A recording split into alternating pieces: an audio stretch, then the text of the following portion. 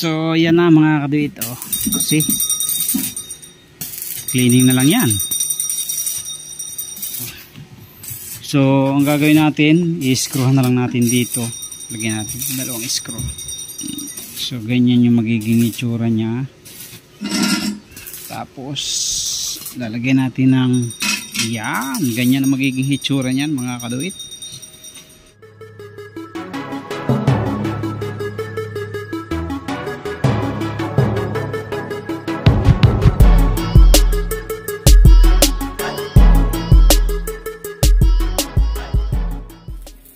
Yo, what's up mga kaduit? Ayan, welcome back dito sa ating YouTube channel at continuation tayo ng ating sininglan kahapon.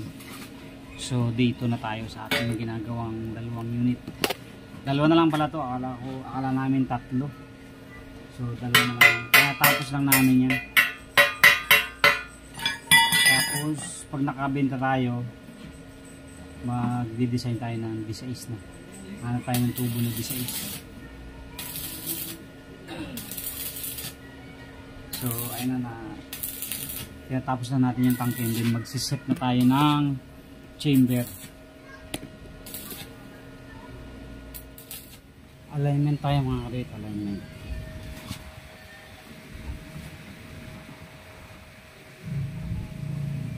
Ano?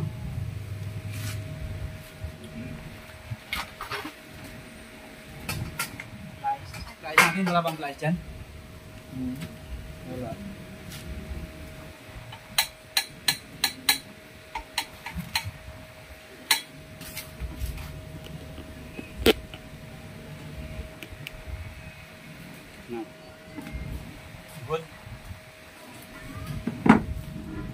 Good. Reject.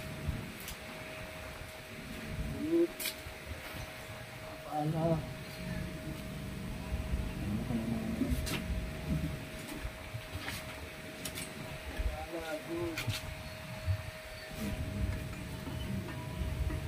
Yo pa yan.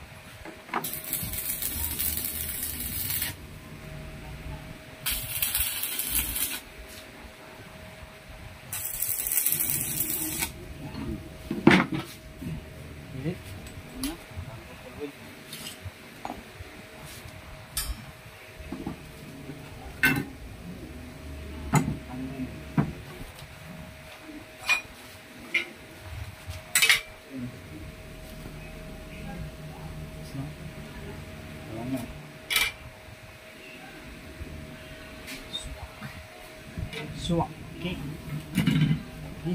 Okay, one down yung ating line.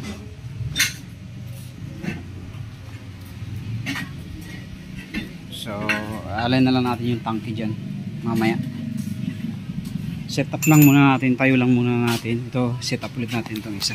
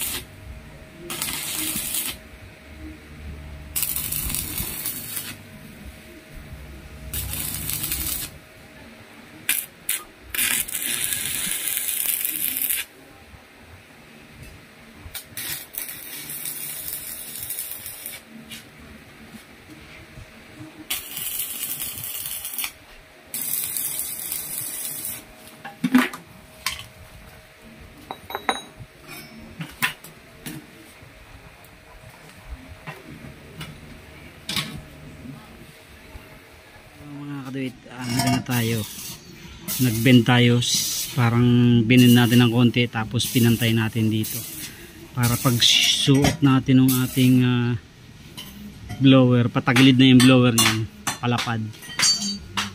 Ayan, para hindi nakatingala. Okay, ayan. So ito yung isa. Ayan. So ganyan na magiging itsura niya. Tapos dito tayo maglalagay ng patungan ng tangke. So pag-isipan na lang namin kung paano natin may lalagay yung tangke ng ayos.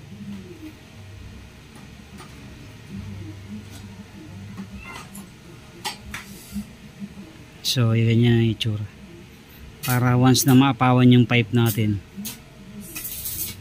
hindi papasukin yung blower natin. Kaya ganyan yung ginawa kong design. Okay. Ito yan mga kaduit ang kanilabasan ng ating design, kasi anong nangyari nga dito sa ilalim, walang mapapatungan ng tangke.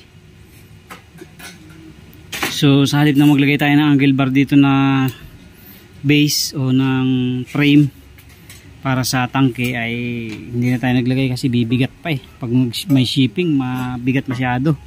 So ganito na lang ginawa natin, naglagay lang tayo dito ng round bar, tapos naglagay tayo ng angle bar dito para support lang naman yan dito. Yan, so ganyan na magiging ano niya, design niya. Kasi yung ating blower dito sa ilalim, disuksok lang yan dyan. Ito.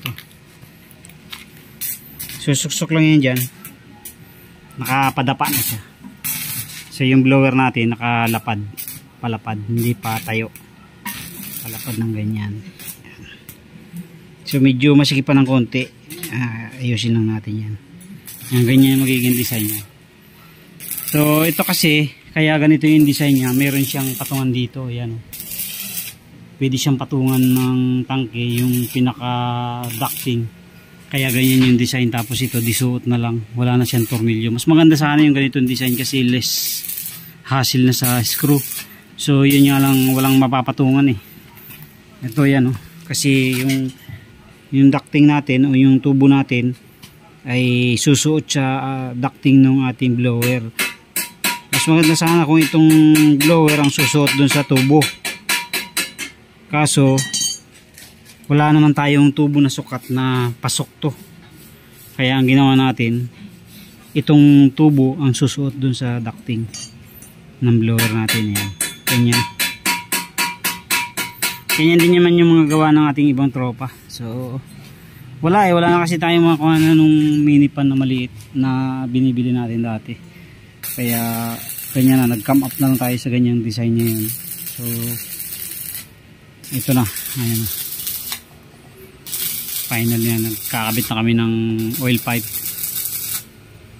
So ito, oil pipe na rin lang ang kulang ito para matapos na tayo. Oil pipe. So kunting kimbot na lang yan, patapos na yan. Mga kadito, update natin sa isang unit natin. So ganyan yung skeleton nya. Extra pa yung ice cream. Ice cream do, ice cream. So yan na mga kaduit. See, cleaning na lang yan. So ang gagawin natin, i-screwhan na lang natin dito. Lagyan natin dalawang screw. Kahit isa na lang siguro, no? Dito, kahit isa na lang. Kasi mayroon naman dito. So isang screw na lang ilalagay natin mga kaduit. Gigitnaan na lang natin para tipid ba, tsaka hindi hassle sa pagbaklas-baklas, kasi meron naman siyang stopper dito.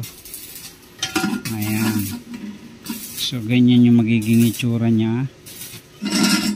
Tapos lalagyan natin ng yan, ganyan ang magiging itsura nyan mga kaduit. So dalawang unit yan isa. Ito yung walang flip top, yung isa may flip top pa yun. Ito wala na, hindi ko na nilagyan. Abala pa Ganun din naman ang kalalabasan. Ito na yung isa. Okay.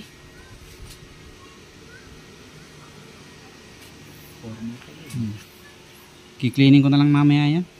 So ito na mga kaduit yung update natin. Tanghalian lang tayo, tapos umalis na rin yung ating tropa dahil may lakad pa siya. So natapos naman naming maitayo At ang kulang na lang ay yung paa sa ilalim.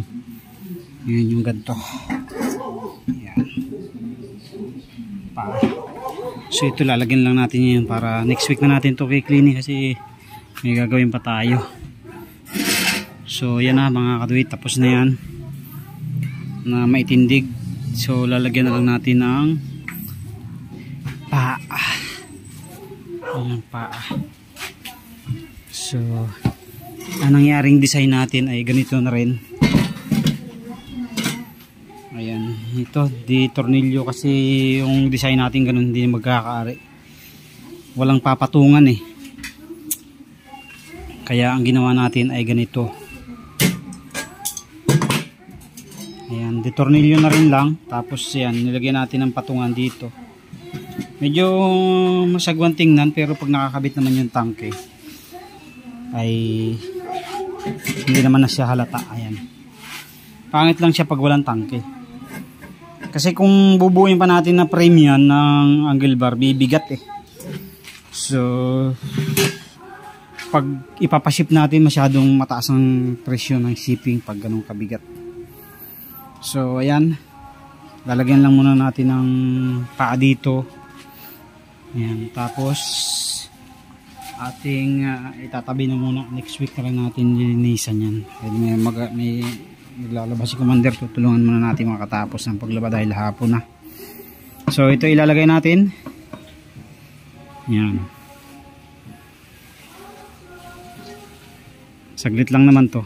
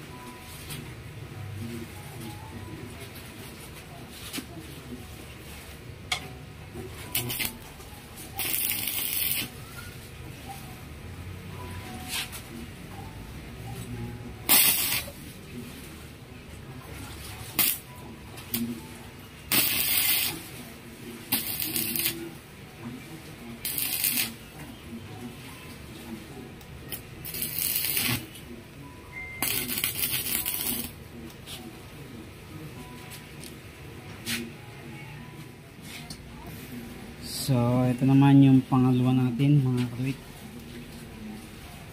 So natin.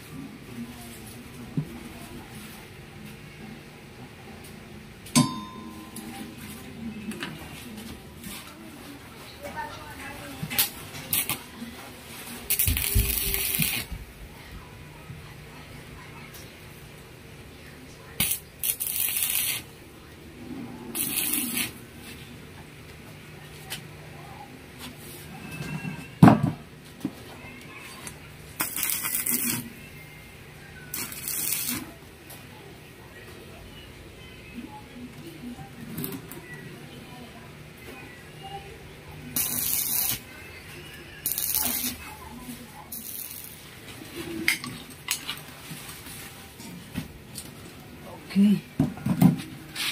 So yan na mga katuwit. So may paa na rin yung isa. Para hindi titikwas dito, di ba? Ayan. Hindi siya titikwas. Talagyan na natin ng mga paa yan sa likod. So ito tuwid lang yung nilagay natin dati. Pero ngayon binilaktot ko na rin. Ayan, para medyo may design. So next week na lang natin lilinisan yan. Medyo napapagod na ako. Wala pa namang may-ari niyan eh. So sa lahat ng gustong mag-mine yan, pwede nyo i-mine yung ating unit na yan. So for testing, tapos yung ano pala, bago pala natin testingin, ito bubutasan muna natin yung ating nozzle burner. So medyo matigas yan, hindi pa butas yan. So iniba rin natin yung design ng nozzle burner natin yan. Nagsubok tayo ng ibang design. Ayan. So yan yung ilalim. Itong isa with flip top. Flip Tapos ito namang isa ay wala. Fix lang itong isa. Yan. So nilagyan ko pa rin ng ganito para medyo may design, medyo maganda-gandang tingnan. Ayan, yan na po for cleaning. Next week titestingin na rin natin this week yan, tapos cleaning next week. So ganyan yung gagawin natin dyan.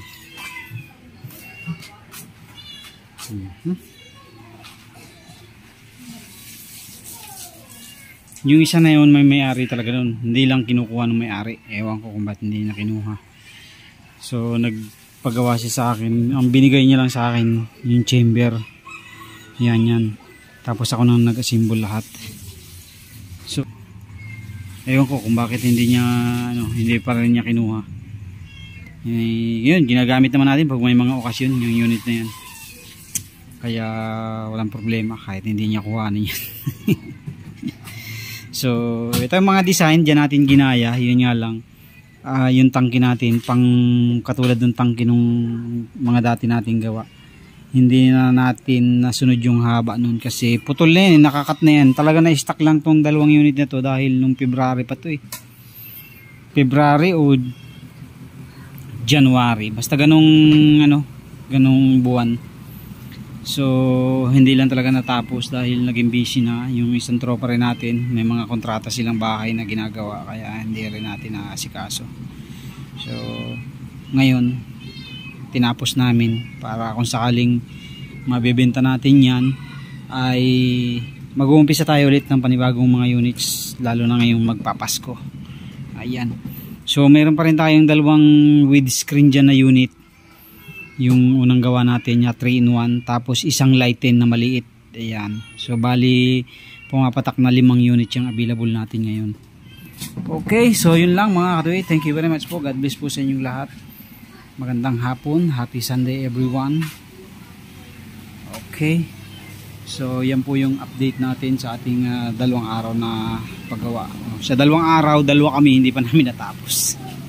Sa bagay, kanina nag-umpisa kami alas 10 bago umalis din si tropa ng alas 11, alauna. Ayan, kaya hindi namin natapos, pero finishing touches na lang yan, then pintura. Okay, thank you po. God bless po sa inyong lahat. Thank you.